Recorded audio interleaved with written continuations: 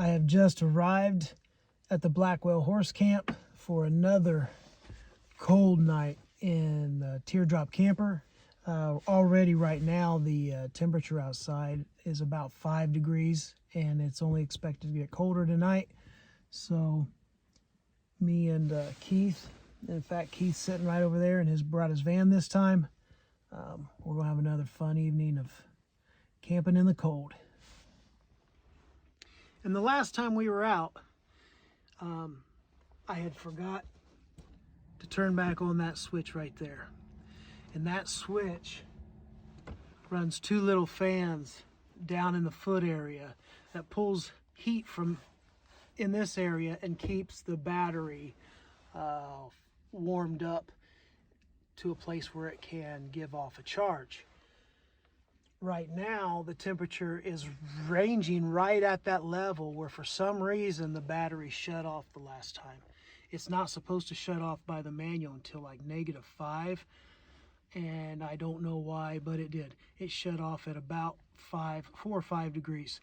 So right now the fact that I've here on my meter I've got amperage and it's actually showing a small current. It's so everything's working. Everything's working. The battery's working, and so I want to, when I get the heat running, I'm turning that switch on this time, and I'm not shutting it off. That plus underneath the mattress bedding here, I have added some mylar insulation, and hopefully that will radiate heat back up. It's underneath the mattress, and any little difference. When I built this, I didn't insulate it, so it does have an air gap of about 1.5 inches from outside to inside, which is some insulation of just having dead air space, but it's pretty cool. And the floor, the only insulation is really the bedding, so I'm hoping that'll stay a little bit warmer also.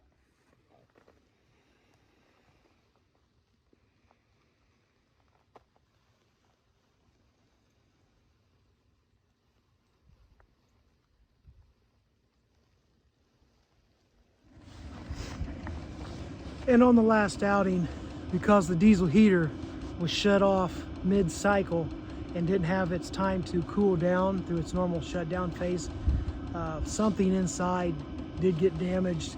It's probably just a glow plug or a temperature sensor. Everything else in there looks just fine, and I did have it running again for a while after I got home. But before I came, it was giving me faults and error codes again. So, as it turns out, Keith had a diesel heater in his shop. He was so kind as to do a little horse trading with me, and up and running. We have that thing going. It's pumping out hot air. I'm gonna go turn that fan on right now and make sure that battery stays warm. And we are set up to have a warm night this time. It's quite a bit louder just straight from the box. Quite a bit louder than my other one. But it's already warming things up in there, so I think it's going to work fine. With a few modifications, maybe I can wrap that pump in padding like a lot of people do and get it quieter. But outside my camper, it actually doesn't much matter to me how loud it is. It's just for anybody who would happen to be camping close. They're going to have to listen to that tick all night, and I would quiet it down just so that they do not have to listen to a tick. But right now this place is empty except for me and Keith, so it can be as loud as it can be tonight, and it doesn't matter.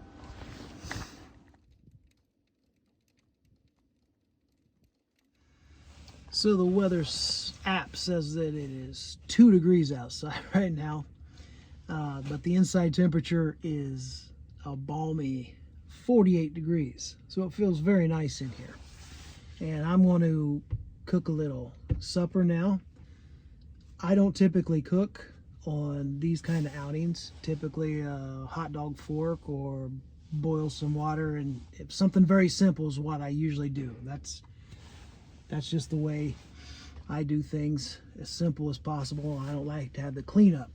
Tonight I'm going to be making like a kind of like pizza toppings in a pan to simulate basically when on my work days.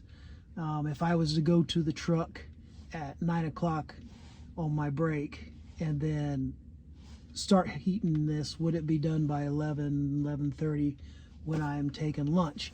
So I'm going to try out using this Bluetti and this lunchbox style heater. And also I'm going to cook up another thing. I know this Bluetti will power this little crock pot just fine, but I'm going to plug it into the camper system because I know the Bluetti will do just fine. I know it will. But I'm going to test out a thicker soup in this and make a pizza type dish in this and see how it goes, and if it's something that I can do on my normal work days. But I'm going to do it here for testing. So I'm just going to heat up this thick. This has got beans and corn and tomatoes and stuff in it. I'm just basically going to heat it up in here and see how well it does, and if in 2 hours time does it go from cold to warm.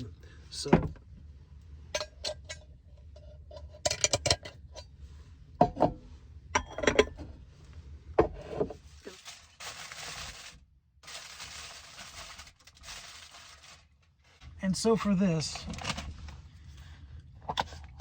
this is all pre-cooked stuff.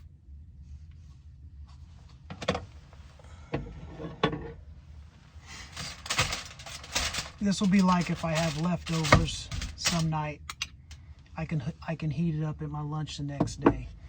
That is some ground Italian sausage, already cooked. Well, that may be the burger.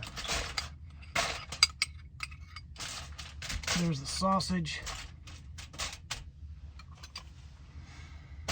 Some pepperonis.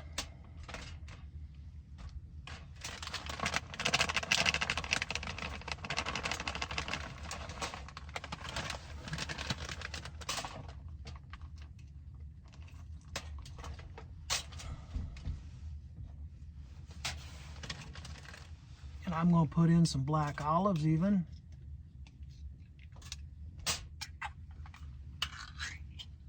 Oh yes, and a little bit of mushrooms.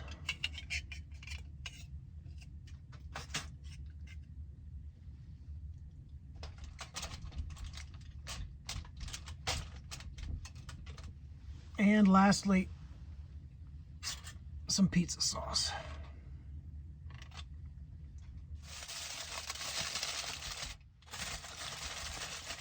And then I'm going to add a little bit of water to the bottom of this pan to help distribute the heat a little better.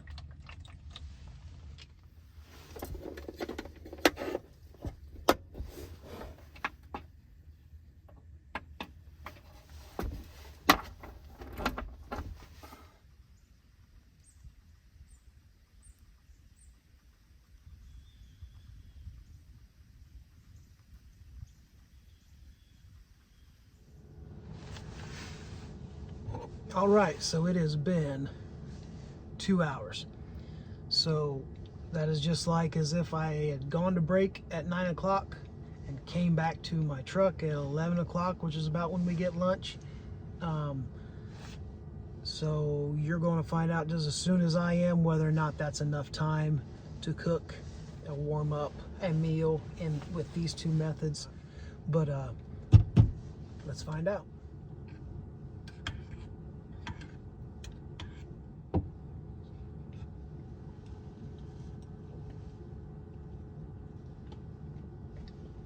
The answer is yes.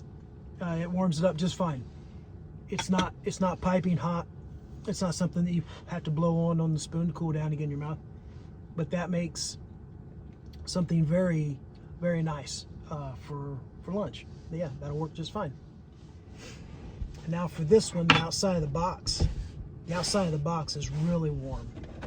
but I'm wondering, and I'll know if it melts the cheese. Ooh, there's a lot of steam coming out of it.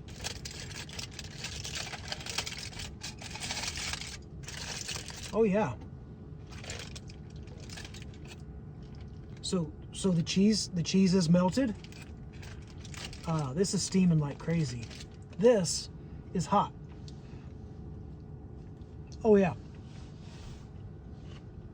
This is hot enough that you just can't keep it. This worked very, very well.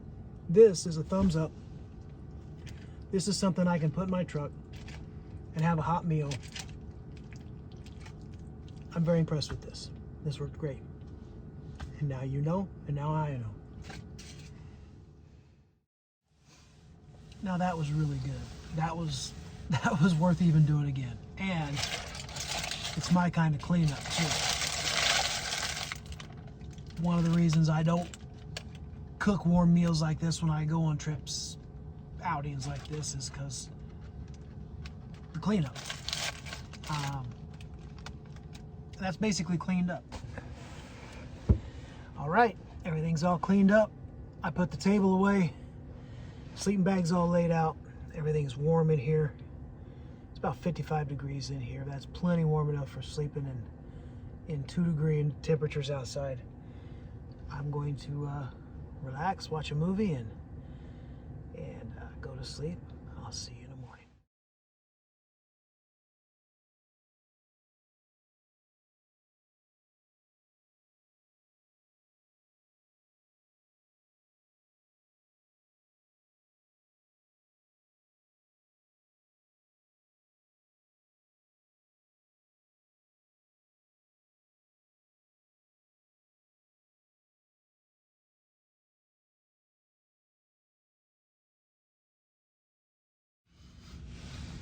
Oh, good morning.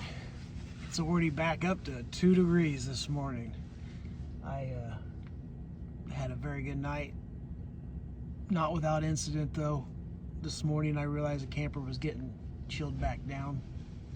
And so the diesel heater is connected to an app on my phone, and when I looked I'd seen that it had shut off. But it was because of the lower temperatures. I kicked the power up on that thing and was running a lot more fuel through, and so I ended up burning through a tank of diesel fuel last night, which I think is only a gallon on that tank, I'm not sure. But whatever I put in there was empty, and it was starting to chill down, so I filled it back up, started right back up, and again, it's 51 in here. It was 60 before it shut off, so it did a very good job at keeping this comfortable in here. I am down to about 60% on my battery. By running that diesel heater at that higher level like that, it does draw more current off the battery, but the battery is warm, so I had no issues with the battery last night. And so all in all, this trip has been a success. So it looks like Keith's up already. We didn't end up visiting very much yesterday. It was just too cold. We got the fire going, and we sat around the fire, but it seemed like everywhere Keith went, the smoke was in his face. It didn't matter where he was at, the smoke was right in his face, and he got tired of that and got chilled too. So he retired off to the van, and I came in here, and we never went back out to the fire after that. So we'll talk a little bit this morning, and then head our separate ways, and meet up again on the next one.